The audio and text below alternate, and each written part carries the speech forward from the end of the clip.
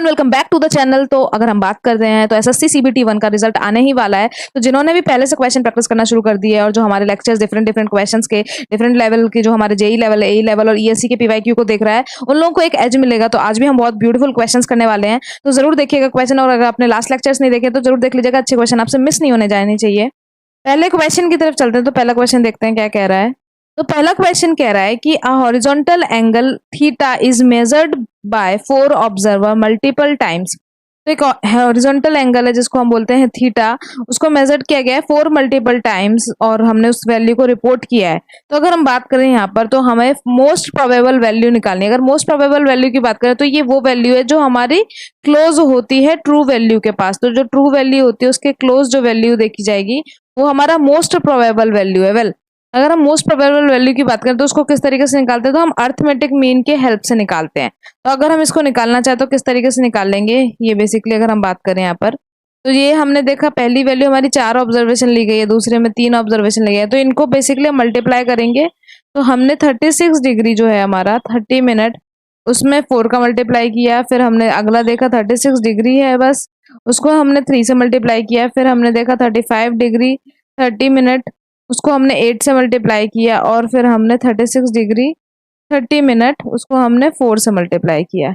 और अब हम इसको अगर डिनोमिनेटर में ऐड करना चाहेंगे तो ये हो जाएगा हमारा 4 + 3 + 8 + 4, ये हमारा बेसिकली वैल्यू आएगी। तो अगर इसको सॉल्व कर लें और डिवाइड कर लेंगे इससे, तो हमारी ये मोस्ट प्रोबेबल वैल्यू निकल के आएगी। और जब हम इसको कैलसी में सॉल्व करेंगे तो हमारी वैल्यू आएगी 36 डिग्री। ये हमारा आंसर हो जाएगा। ये मोस्ट प्रोबेबल वैल्यू है जो कि हमें क्लोज देखने में लेगी ट्रू वैल्यू के। अगर हम अगले क्वेश्चन की तरफ चलें, नेक्स्ट क्वेश्चन है calculate the true difference in elevation between 2 points A और B by referring to the below mention data of reciprocal levelling. तो रेसिप्रोकल लेवलिंग जो है हमारी, बेसिकली अब आपको ये बताना है एक तो हम कहाँ पर करते हैं, रेसिप्रोकल लेवलिंग कब की जाती है, और अगर हम इसकी बात करें तो ये कौन कौन से जो हमारे किस किस के लिए हमें ये करेक्शन प्रोवाइड करता है। तो किस चीज के लिए ये हमें करेक्शन प्रोवाइड करता है, कमेंट सेक्शन में जरूर बताइए। यहाँ पर पॉज करके खुद ही सॉल्व करिए और देखिए आंसर आपका सही आ रहा है कि नहीं आ रहा।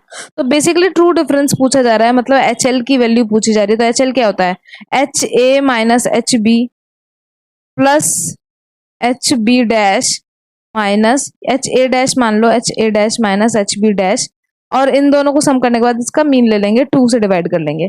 अब यहाँ पर हमें पता है कि इसकी वैल्यू ज्यादा, तो अगर मैं HA से HB माइनस करूंगी, इसको माइनस करूंगी तो नेगेटिव आएगा, इसे भी माइनस करूंगी तो नेगेटिव आएगा। इससे अच्छा हम इसको माइनस कर लेते हैं, उल्टा कर लेते हैं। तो अगर हम इसको माइनस करें 3.255 को एक बार माइनस कर लें 1.250 से, और यहाँ पे आ जाएगा 5, और यहाँ आ जाएगा हमारा 0, और यहाँ आ जाएगा 0, और यहाँ आ जाएगा मेरा 2।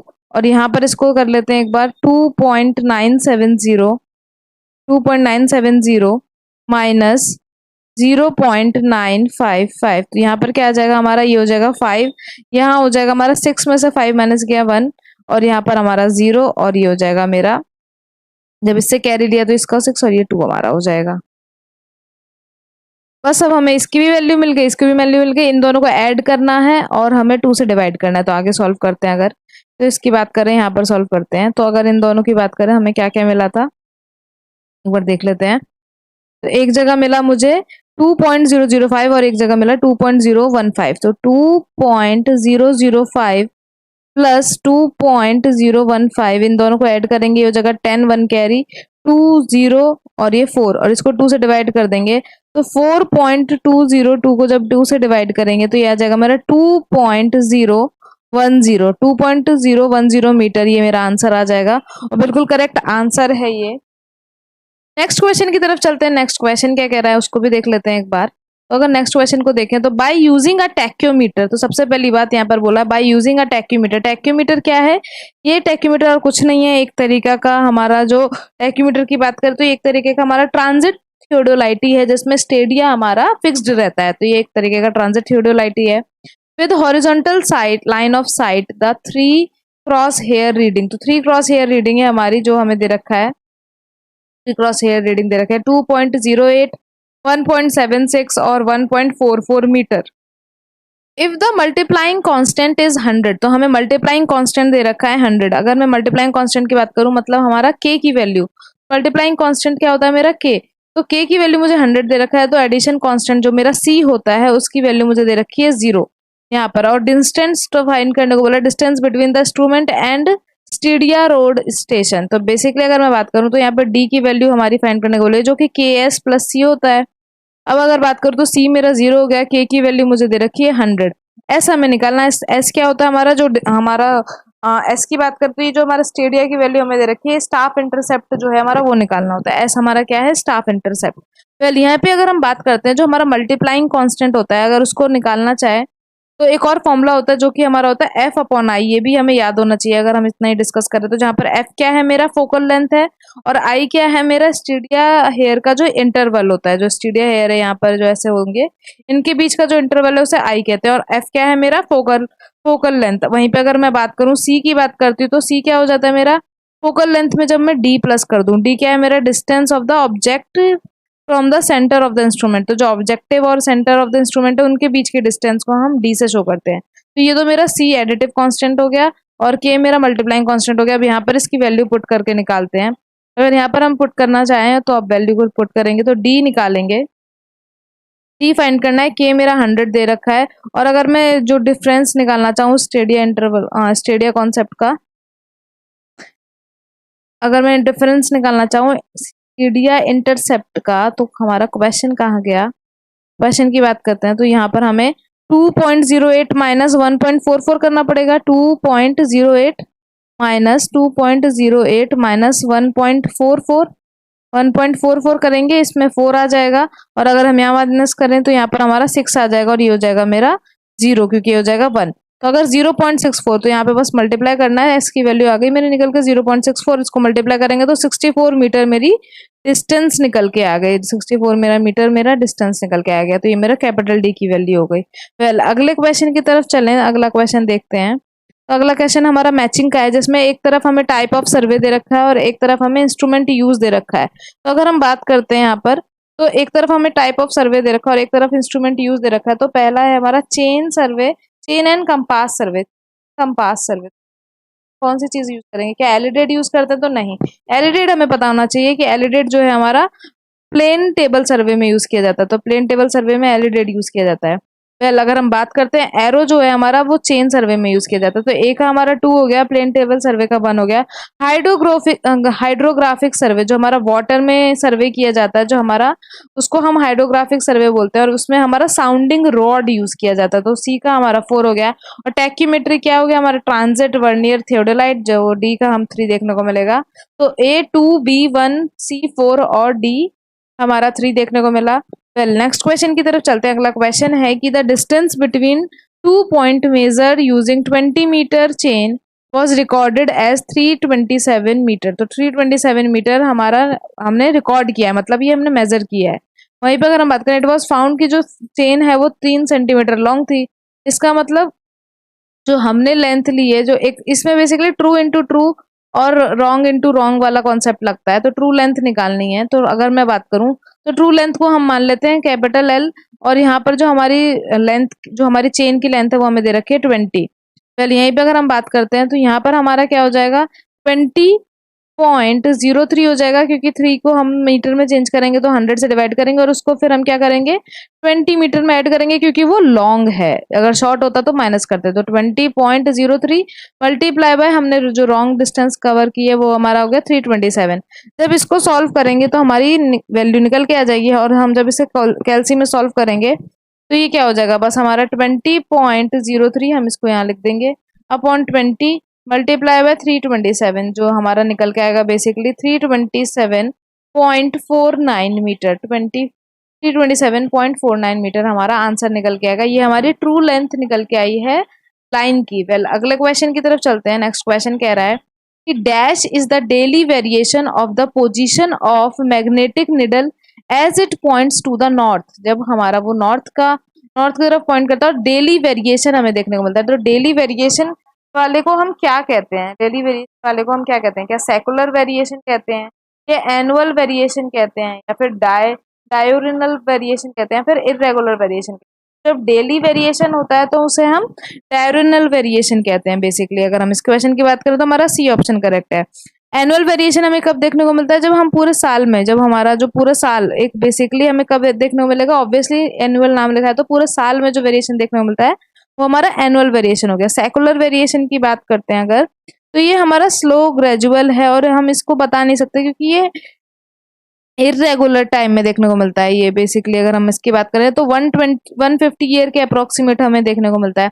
जब 150 ईयर के अप्रोक्सीमेट वेरिएशन देखने को मिलता है तो हमारा ये हो जाता है सेकुलर वेरिएशन। और इरेगुलर वेरिएशन का मतलब क्या है, इसमें तो हम बिल्कुल सर्टेन नहीं है, कभी भी अनसर्टेन करेक्टर है इसका, कभी भी हो सकता है अनसर्टेन करेक्टर जब है वो इरेगुलर वेरिएशन हो गया हमारा। तो अगर हम बात करें जो डेली वेरिएशन है उसको हम डायरेनल वेरिएशन कहते हैं। अगले क्वेश्चन की तरफ चलें। अगला क्वेश्चन है कि विच of the following is not a type of chain in chain surveying.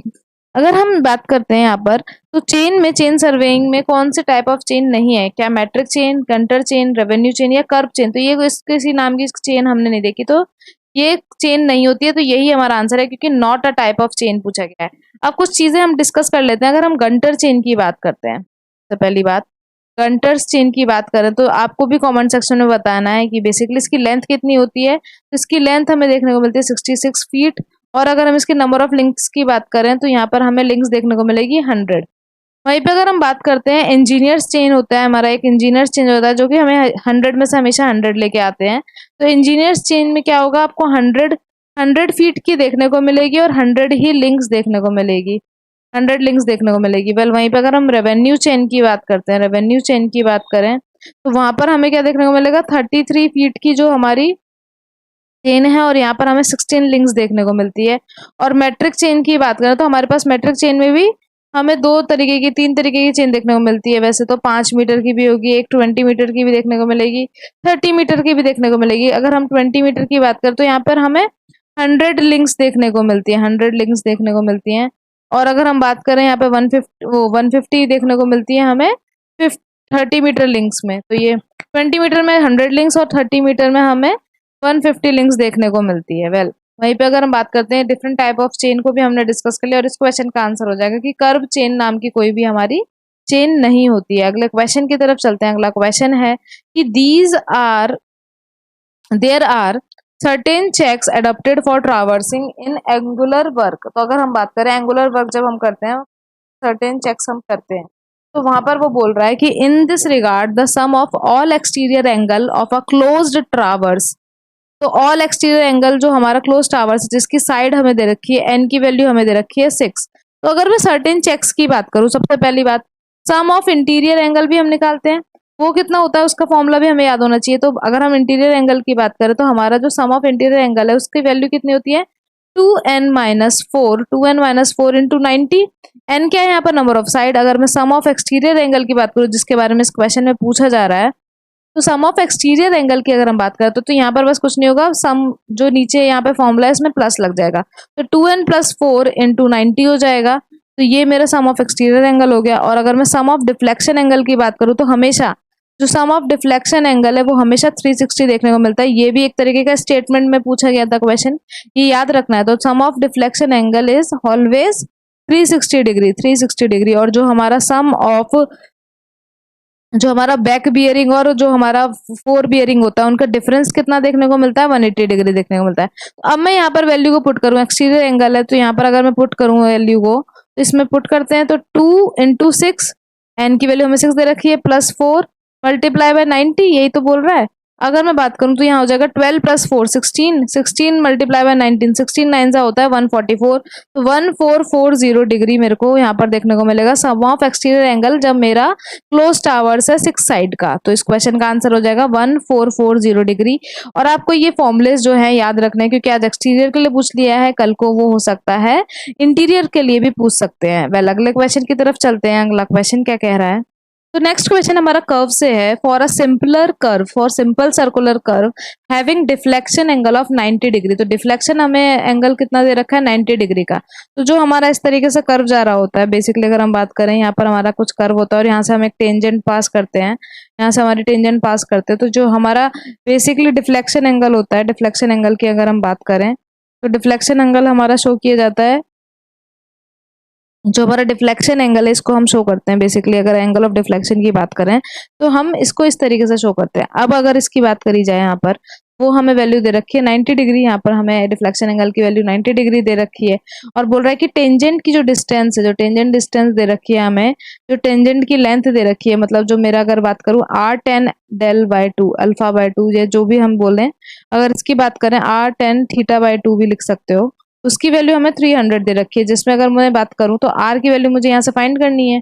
r की वैल्यू फाइंड कर लूंगी तो 10 90 बाय 2 मतलब 45 हो जाएगा। 10 90 बाय 2 मतलब 45, और 10 45 होता है मेरा 1। तो मेरी r की वैल्यू यहाँ से निकल के आ जाएगी 300 मीटर। तो मेरे को रेडियस तो पता चल गई। अब आगे देखते हैं क्वेश्चन में क्या पूछ रहा है। क्वेश्चन पूछ रहा है द लेंथ ऑफ कर्व। तो अगर मैं लेंथ ऑफ कर्व की बात करूँ तो ये मेरा इस तरीके से कुछ फॉर्मूला था 2 पाई r, और जो हमारा डिफ्लेक्शन एंगल है अपॉन 360, अगर 2 पाई r लिया है तो 360, और इसी को कुछ लोग इस तरीके से भी लिखते हैं, और करके लिख देती हूँ। और जो हमारा हो जाएगा L pi R, L is equal to pi R multiply by del upon 180। तो अगर मैं इसमें वैल्यू पुट करना चाहूँ, इसमें वैल्यू पुट करना चाहूँ तो मेरा आंसर क्या आएगा देखते हैं। तो एल की value, L is equals to pi R, L is equals to pi R, जिसमें मेरा एल है, पाई की वैल्यू पाई हो जाएगी, आर की वैल्यू मुझे 300 दे रखी है, और डेल की वैल्यू मुझे 90 दे रखी है, और नीचे मेरा 180 था, 180 था। और क्वेश्चन में अगर हम बात करें तो 0 से 0 कैंसिल, और ये हमारा 2 टाइम्स कैंसिल, 2 से ये 300, 150 टाइम्स कैंसिल, तो 150 पाई निकल के आ रहा है मेरा length of curve. Length of curve की अगर बात करूं तो 150 पाई निकल के आ रहा है। तो 150 पाई मेरा लेंथ ऑफ कर्व निकल के आया है। और यहाँ पर हमें जो है बेसिकली अगर बात करें तो टेंजेंट की लेंथ भी पता थी हमें, टेंजेंट की लेंथ भी पता थी, और हमें यहाँ पर एंगल जो डिफ्लेक्शन है वो भी पता था। तो अगर हम बात करें तो ये जो पहला ऑप्शन है, मेरा पहला ऑप्शन है 150 पाई, 150 पाई बिल्कुल करेक्ट आंसर हो जाएगा इस क्वेश्चन का। अगले क्वेश्चन की तरफ चलते हैं। नेक्स्ट क्वेश्चन है हमारा कि which among the following is judged by using plum Bob. अगर मैं बात करूं प्लम बॉब के द्वारा, जो हम किसको यूज, क्या प्रोसेस करते हैं, तो प्लम बॉब के द्वारा। If it is not available, अगर वो प्लम बॉब हमारा अवेलेबल नहीं है तो it may be just by dropping a payable from centre of the bottom of the instrument. तो बेसिकली अगर मैं बात करूं, जब हम कोई भी चीज प्लम बॉब को यूज करते हैं, या फिर अगर प्लम बॉब नहीं है तो सेंटर से अब एक पेबल को नीचे गिरा के, पत्थर को नीचे गिरा के जो हम पता करते हैं, बेसिकली वो क्या चीज को पता करते हैं, तो वो हम सेंटरिंग पता करते हैं। इस प्रोसेस को क्या कहते हैं, हम सेंटरिंग प्रोसेस को पता करते हैं। ये एक तरीके का टेम्पररी एडजस्टमेंट है जो हम करते हैं। इसमें क्या करेंगे, हम वर्टिकली एक्सिस पे हम जो हमने इसको गिराया, जो हमारा प्लम बॉब है, उसको हम नीचे डाउन करते हैं, और फिर हम पता करते हैं। अगर प्लम बॉब नहीं है तो हम पेबल के थ्रू पता करते हैं। तो ये हमारा एक टेम्पररी एडजस्टमेंट है। लेकिन अगर हम बात करें तो हमारे और भी दो चीज टेम्पररी एडजस्टमेंट में आते हैं। तो एक तो हो जाता है हमारा सेंटरिंग, तो सेंटरिंग भी हमारा टेम्पररी एडजस्टमेंट है। लेवलिंग जो है वो भी हमारा टेम्पररी एडजस्टमेंट है। और जो प्रिज्म का फोकस है, फोकसिंग द प्रिज्म, प्रिज्म का जो फोकस करना होता है, ये भी हमारा टेम्पररी एडजस्टमेंट है। तीनों ही हमारे टेम्पररी एडजस्टमेंट है। जिसमें हम पेबल या फिर प्लम बॉब को यूज करते हैं, वो हमारा बेसिकली सेंटरिंग हो गया। लेवलिंग में अगर हम बात करें तो इसमें क्या किया जाता है, हम आईज की एडजस्टमेंट करते हैं, आईज पीस की एडजस्टमेंट करते हैं। और फोकसिंग प्रिज्म में क्या करते हैं, हम बहुत ही प्रिसाइज मेजरमेंट करने के लिए जो प्रिज्म है उसको बिल्कुल फोकस करके लगाते हैं, कि जो हमारा सिंगल पॉइंट हमें जो अचीव करना है वो आराम से हमें मिल सके। तो ये तीनों ही हमारे टेम्पररी एडजस्टमेंट है। वेल, वहीं पे अगर हम बात करते हैं, अगले क्वेश्चन की तरफ चलते हैं। तो वो बोल रहा है कि dash is the act of making measurement of the relative position of natural and man made feature on the earth surface. तो ये क्या है, क्या अर्थ स्टेशन है, स्पेस स्टेशन है, या फिर सेंटर ऑफ ग्रेविटी। तो सेंटर ऑफ ग्रेविटी अलग चीज है। अर्थ स्टेशन और स्पेस स्टेशन की हम बात करते हैं। तो बेसिकली अर्थ स्टेशन और स्पेस स्टेशन की बात करें तो ये क्या है, इससे कुछ भी रिलेटेड नहीं है। क्या ये हमारे नेचुरल मैनमेड फीचर जो अर्थ सरफेस पे, उसको मेजर करने के लिए यूज किया जाता है? नहीं। तो ग्राफिकली और न्यूमेरिकली प्रोसेस से जब हम किसी भी चीज को मेजर करने के लिए यूज करते हैं, यही हमारे सर्वेइंग की डेफिनेशन है।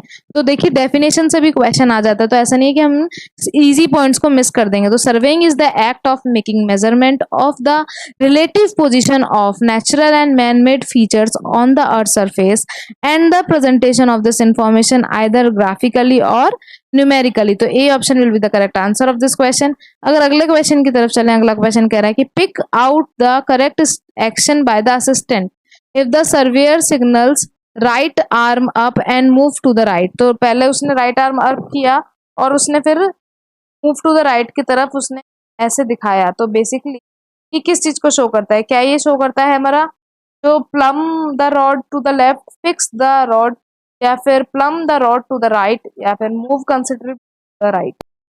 पहले तो एक बार समझ लेते हैं कुछ पॉइंट्स हैं इसमें जो हम लिख लेते हैं। अगर हम बात करें, एक तरफ हम लिख लेते हैं हैंड सिग्नल और एक तरफ हम लिख लेते हैं मैसेज क्या होता है। तो अगर हम यहाँ पर लिख लें हैंड सिग्नल, अगर किस तरीके का हैंड सिग्नल मिल रहा है और उससे क्या मैसेज को डिकोड करना है मुझे, तो ये हम समझ लेते हैं। तो यहाँ पर हम हैंड सिग्नल देखते हैं। सबसे पहला क्या है कि मूवमेंट, जो मूवमेंट हो रहा होगा, movement of left arm over 90 degree, मतलब लेफ्ट आर्म को हमने 90 डिग्री पे कर रखा है और फिर हम उसको मूव कर रहे हैं। तो इसका बेसिकली मतलब क्या है, अगर इसकी बात करें तो इसका मतलब क्या है हमारा, कि जो लेफ्ट में कंटिन्यू करते रहो मूव, तो continue to move in the left, to move continue to move to left, मेरे लेफ्ट में, जो वो कहना चाह रहा है कि मेरे लेफ्ट में तुम, मतलब उसका तो हमारा क्या हो जाएगा, उल्टे वाले का राइट हो जाएगा। तो वो कह रहा है कि मेरे लेफ्ट में कंटिन्यू करते रहो मूव। इसी में अगर क्या कह सकते हैं, दूसरा क्या हो जाएगा, movement of right arm over, इसी में क्या हो जाएगा, अब ये सेम हो जाएगा, बस यहाँ पे लिखा होगा right arm over 90 degree, 90 degree से ज्यादा अगर हमारा 90 डिग्री पर राइट आर्म ओवर को अब उसने मूव कर रखा है, तो उसका मतलब क्या है कि continue move to my right, वो कहना चाह रहा है कि मेरे राइट में मूव करना कंटिन्यू। वहीं पे अगर हम बात करते हैं, एक हो सकता है रैपिड स्वीप कर दे, लेफ्ट हैंड से रैपिड स्वीप कर दे, मतलब कि लेफ्ट में मूव करते रहो। रैपिड स्वीप कर दे राइट में, तो राइट में ही मूव करते रहो। वहीं पे स्लो स्वीप करे अगर लेफ्ट में, तो स्लोली मूव करो, और स्लो स्वीप करे राइट में, तो स्लोली राइट में मूव करो। अब इंपॉर्टेंट क्या पूछता है, एक और इंपॉर्टेंट पूछा जाता है, एक और वो है कि left arm up and move to the left. अब बोलता है कि लेफ्ट आर्म को अप किया and move to the left, तो उसका हैंड सिग्नल है मूव टू लेफ्ट। तो अब अगर हम बात करें तो इसका बेसिकली मतलब क्या होता है कि plumb the rod to the left. अब जो तुम्हारी रॉड है उसको लेफ्ट में प्लम करो, तो प्लम द रॉड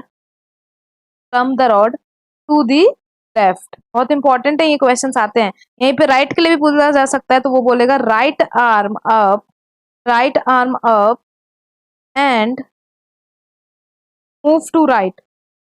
तो यही क्वेश्चन में पूछा गया, right arm up move to right, तो इसका क्या हो जाएगा, plumb the rod to the right, plumb the rod right जाएगा हमारा आंसर। तो अगर हम इसकी बात करें तो यहाँ पे पूछा गया है कि right arm up and move to the right, तो plumb the rod the right, ये आंसर हो जाएगा हमारा। तो अगर हम बात करें कहाँ पर हमने डिस्कस क्वेश्चन को जरा देखते हैं, ये रहा। तो हमारा क्वेश्चन पूछ रहा था right arm up and move to the right, तो यही पूछा गया है। तो बेसिक अगर हम बात करें तो क्या हो जाएगा, plumb the rod to the right, ये हो जाएगा हमारा answer. Option is the correct answer of this question. अगला क्वेश्चन की तरफ चलें। अगर अगला क्वेश्चन की बात करें तो अगला क्वेश्चन कह रहा है कि for a theodolite instrument certain permanent adjustment are done from time to avoid any kind of error observation, which of the following statement is incorrect find करना है with respect to these adjustment. तो इन adjustment के according हमारा कौन सा statement बिल्कुल incorrect है। The axis of the plate level must be perpendicular to the vertical axis, बिल्कुल सही बात है, जो प्लेट लेवल की एक्सिस है और जो हमारी वर्टिकल एक्सिस है वो बिल्कुल एक दूसरे के परपेंडिकुलर होनी चाहिए। स्टेटमेंट तो करेक्ट है, ये करेक्ट है, हमारा करेक्ट है। The axis of plate level must be parallel to the line of collimation, ये भी लाइन बिल्कुल करेक्ट है, ये भी हमारी बिल्कुल करेक्ट है। जो एक्सिस ऑफ टेलीस्कोप जा रहा होता है और जो लाइन ऑफ कॉलिमेशन होता है वो भी हमारे पैरेलल होती है, बिल्कुल करेक्ट बात है। और यहाँ पर बोल रहा है कि the axis of the line of collimation must be right angle to the horizontal axis, ये बिल्कुल सही है। जो हमारी हॉरिजॉन्टल एक्सिस है हमने इसको जेड डायरेक्शन में मान लिया, तो ये जेड डायरेक्शन में है। और जो लाइन कॉलिमेशन है वो ये जा रही, तो ये लाइन ऑफ कॉलिमेशन हो गई, ये हॉरिजॉन्टल हो गई। ये दोनों भी एक दूसरे के परपेंडिकुलर होती है, तो ये भी बिल्कुल करेक्ट है। लेकिन लास्ट हमारा ऑप्शन क्या कह रहा है कि the horizontal axis must be parallel to the vertical axis, ये गलत है। वर्टिकल एक्सिस और जो मेरे हॉरिजॉन्टल एक्सिस जा रही है वो भी एक दूसरे के परपेंडिकुलर होती है, पैरेलल नहीं होती। इसलिए क्वेश्चन इजी था, पैरेलल नहीं होती है, तो ये इनकरेक्ट और इनकरेक्ट ही मेरा करेक्ट आंसर होना था। ये मेरा आंसर हो जाएगा करेक्ट, क्योंकि ये इनकरेक्ट स्टेट फाइंड करना था। चल अगले क्वेश्चन की तरफ चलते हैं। नेक्स्ट क्वेश्चन क्या कह रहा है, नेक्स्ट कि when the area is first enclosed bye main station, तो पहले एक सर्वे का एरिया जिसको मैंने मेन स्टेशन से एनक्लोज कर दिया, ठीक है, and survey main line and divided into a number of division, फिर मैंने इसको पर्टिकुलर डिवीजन और बांटा, मान लो मैंने इन्हें और बांटा, by forming well condition triangle. जरा वेल कंडीशन ट्राइंगल की जो कंडीशन होती है वो जरा कमेंट सेक्शन में बताइएगा, जरूर कमेंट सेक्शन में बताइए वेल कंडीशन ट्राइंगल के लिए क्या क्राइटेरिया होना चाहिए। तो the fundamental principle is known as, ये जो बेसिकली फंडामेंटल प्रिंसिपल है हमारा, ये किस चीज को शो करता है, अगर फंडामेंटल प्रिंसिपल की बात करूँ तो ये किसी को करता है, तो देखो बड़ा सर्वे एरिया था, तो हमने मेन सर्वे बनाया, उसको फिर छोटे छोटे पार्ट्स में हमने और डिवाइड किया, फर्दर डिवाइड किया। तो हम क्या करते हैं, ये इसलिए डिवाइड करते हैं कि जो एरर है वो हमारे कम हो जाए। और इस फंडामेंटल प्रिंसिपल को हम बेसिकली क्या कहते हैं, होल टू पार्ट से कहा जाता है, होल टू पार्ट। हमारे दो फंडामेंटल प्रिंसिपल होते हैं, एक तो हमारा हो गया होल टू पार्ट जिसको हमने डिस्कस कर लिया, दूसरा आप कमेंट सेक्शन में बताइए कि होल टू पार्ट होता है एक तो हमारा, और दूसरा क्या होता है, आपको जरूर कमेंट सेक्शन में बताना है। नेक्स्ट क्वेश्चन देखते हैं। नेक्स्ट क्वेश्चन कह रहा है कि which among the following instrument have common form such as open, French and adjustable. तो इनमें से कौन सा जो है ओपन, फ्रेंच और एडजस्टेबल का फॉर्म है, क्रॉस स्टाफ का, प्रिज्म स्क्वायर का, ऑप्टिमल स्क्वायर का, या फिर साइड स्क्वायर का। तो जो क्रॉस स्टाफ होता है उसी के टाइप है ये ओपन, फ्रेंच और एडजस्टेबल। हमारा जो बेसिक, अगर हम इसकी बात करें, ये इनके ही टाइप है। अगर हम इसमें बात करते हैं तो ओपन क्रॉस स्टाफ, जो फ्रेंच क्रॉस स्टाफ और जो एडजस्टेबल क्रॉस स्टाफ है, तो इनमें से अगर हम बात करें तो जो हमारा ओपन क्रॉस स्टाफ है ये कितने एंगल तक इसको मेजर करता है, जरा बताइए कमेंट सेक्शन में। और जो हमारा फ्रेंच क्रॉस स्टाफ है वो कितने एंगल को मेजर करता है। तो अगर ओपन की बात करें तो वो हमारा बेसिकली 90 डिग्री को मेजर करने के लिए यूज किया जाता है, लेकिन जो हमारा फ्रेंच वाला है ये हमारा 45 डिग्री, और हमारा 90 डिग्री दोनों को ही मेजर करने के लिए यूज किया जाता है। अगर हम बात करते हैं एडजस्टेबल की, तो एडजस्टेबल का मतलब ये है कि हम उसको एडजस्ट कर सकते हैं। तो ये सब हमारे क्रॉस स्टाफ के टाइप हैं। अगले क्वेश्चन को देखते हैं। अगला क्वेश्चन कह रहा है कि if the ordinates are provided as 25 metre, 44 metre and 20 metre and the value of D is, determine the area using mid ordinate. Mid ordinate को यूज करके हमें बेसिकली करना है, एरिया हमें पता करना है। तो मिड ऑर्डिनेट की बात करें तो बहुत ही ईजी है हमारा। अगर बात करते हैं एरिया कैसे निकालते हैं, हम सिग्मा करेंगे, सारे ऑर्डिनेट को जो है, हम सारे ऑर्डिनेट है उनका जो सम करेंगे और जो डी ट्राई कर देंगे। तो अगर मैं बात करूँ, डी मुझे 2 मीटर दे रखा है और सबको सम करेंगे, 25 प्लस 44 प्लस 20, हमारा 25, 20 और 44 हो जाएगा 9, हो जाएगा मेरे 89। 89 में अगर मैं बात करूँ तो मल्टीप्लाई कर देंगे, 89 मल्टीप्लाई बाय 2 तो हो जाएगा 18, 1 कैरी 178, 178 मीटर स्क्वायर मेरा आंसर आ जाएगा एरिया का। तो हमारा एरिया निकल के आ जाएगा। सारे क्वेश्चन हम डिस्कस कर चुके हैं। होप आप लोगों को क्वेश्चन आया होगा। कमेंट सेक्शन में जरूर आंसर्स करिएगा। इन क्वेश्चन को पूछा गया है। Thank you so much for watching, like and subscribe our channel.